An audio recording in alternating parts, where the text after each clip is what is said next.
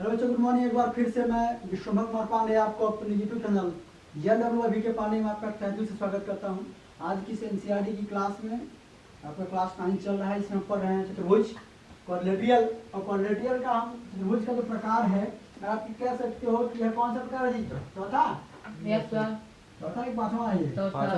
पांचवा पांचवा है, ये छठवां है। ठीक है, 6 प्रकार हम पढ़ रहे थे। 6 प्रकार में आज हम पढ़ रहे हैं ये लास्ट के 2 प्रकार पढ़ रहे हैं, अंतिम 2 प्रकार। तो अंतिम 2 प्रकार क्या है? एक ट्रेपेजियम पढ़ रहे हैं और एक काइट पढ़ रहे हैं। एक ट्रेपेजियम पढ़ रहे हैं और एक काइट पढ़ रहे हैं। तो आप यहाँ ये ध्यान दीजिएगा कि समलंब, चतुर्भुज और पतन, ये 2 आपका चतुर्भुज है। हम इसको पढ़ेंगे थोड़ा सा, है ना। अब मेरी बात समझिए, तो आप ये समझिए समलंब चतुर्भुज होता क्या है? समलंब जिसकी लंबाई समान हो, लंब भी हो और समान, यानी पहली यही एक ऐसा चतुर्भुज होता है जहाँ एक हाइट डाली जाती है। क्या लिखते हैं? हाइट डाली जाती है। दूसरा चीज यहाँ एक ध्यान देना है, जिस चतुर्भुज के सम्मुख भुजाओं के 2 युग्म, क्या सम्मुख भुजाओं के 2 युग्मों में से एक युग्म समांतर हो। क्या हो? समांतर हो, पर समान न हो। ये है समांतर हो सकता है पर बराबर ना हो।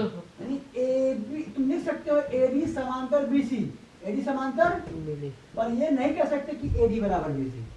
अगर ऐसा हो जाएगा तो ये समलंब कहाँ रह गया? ये तो बन गया क्या? समांतर चतुर्भुज बन गया ये। यानी ऐसा चतुर्भुज जिनकी सम्मुख भुजाओं के 2 युग्म में से एक युग्म, 2 युग्म है, 1 और 2 युग्मों में से एक युग्म क्या हो? लंबाई में पैरेलल हो, समान ना हो, समांतर हो, न कि समान हो, बराबर ना हो, समांतर हो। तो ऐसे चतुर्भुज को हम क्या कहते हैं? समलंब चतुर्भुज।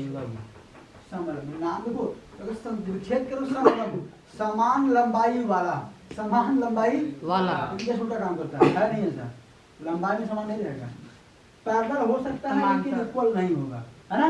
Yes sir. अच्छा भैया, इसका अगर आता है एरिया, तो समलंब चतुर्भुज का अगर एरिया आएगा तो 1/2 समांतर भुजाओं का योग। जैसे AB, यहाँ कौन कौन समांतर भुजा है? AD और प्लस में BC into height, 1/2 AD plus BC into height. यानी आप कह सकते हो 1/2 समांतर भुजाओं का योग इंटू ऊंचाई। यहाँ समांतर भुजा कौन सी है? AD है और BD का योग इंटू AD और BC। ठीक है, अब पतंग आता है। पतंग क्या होता है? पतंग देखी होंगे, आगे छोटा होता है, पिछवा बहुत बड़ा होता है। यहाँ इनका क्या लिखा है? वह चतुर्भुज जिनकी 2 भुजाएं लंबाई में समान हो, लंबाई में हो सकता है समान हो, और या आसन्न भुजाओं की 2 युग्म बराबर हो। 2 भुजाएं जो लगी हैं, ये क्या होना चाहिए, है ना? आसन्न भुजाएं हैं लगी हुई, ये क्या होंगी? ये समान या बराबर होंगी। तो ऐसे चतुर्भुज को हम क्या कहेंगे? पतंग कहेंगे। क्या कहेंगे? पतंग। अच्छा, पतंग की क्वालिटी क्या होती है?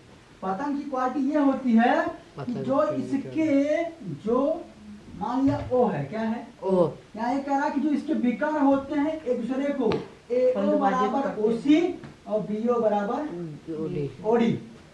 AO बराबर OC और BO बराबर OD। यानी पतंग के विकर्ण एक दूसरे को समविभाजित करते हैं। ठीक है, अगर आप कहें कि 90 डिग्री पे विभाजित करते हैं, कहाँ करते हैं? 90 डिग्री पे ये। अगर इसके चारों साइड इक्वल हो जाते, शायद काइट ना रहता, तभी काइट से स्क्वायर हो जाता है ये।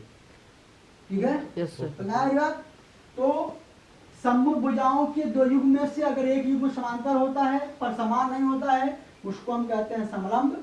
इसका एरिया होता है 1/2 समांतर भुजाओं का योग गुणित ऊंचाई। परिमाप चतुर्भुज है तो योग हो जाएगा पूरा।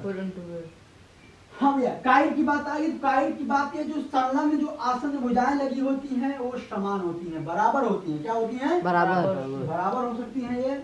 अगला बात, इसकी क्वालिटी ये होती है कि इसके जो विकर्ण होते हैं ये आपस में एक दूसरे को विभाजित करते हैं, यानी AO बराबर OC, BO बराबर OD, और ये जहाँ विभाजित करते हैं उस पॉइंट पे 90 डिग्री का एंगल बनाता है।